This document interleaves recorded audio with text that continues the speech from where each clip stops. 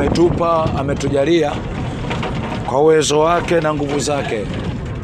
Namshukuru Mungu kwa ajili ya Jumanne ya leo ambayo ametupa kwa neema yake, si kana kwamba tulitenda sana yastahilio uhai ama uzima tulionao, lakini ye mwenyewe kwa sababu ya upendo wake mwingi, ya rehema zake nyingi alizonazo juu ya maisha yetu, ameona vema tuwepo tena ama tuendelee kuishi tena,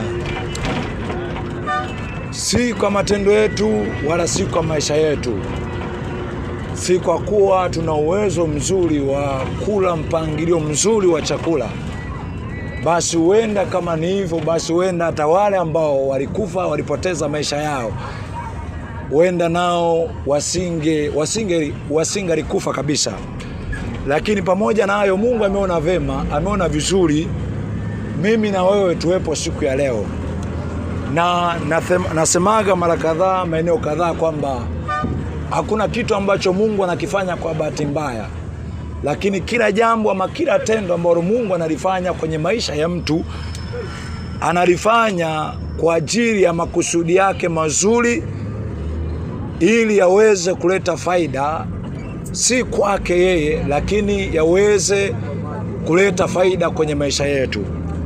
Kwa kuwa maagizo yote ya Mungu ama sheria zote za Mungu hazikuwekwa kwa ajili ya sisi ili zitukomoe ama zitukomoe baadhi ya vitu ama baadhi ya mambo tusiyafanye ama zitunyima starehe fulani, lakini neno la Mungu lenyewe liliweka kila jambo kwamba ukifanya hili hapa ama jambo 1 2 3 utapata hasara 1 2 3.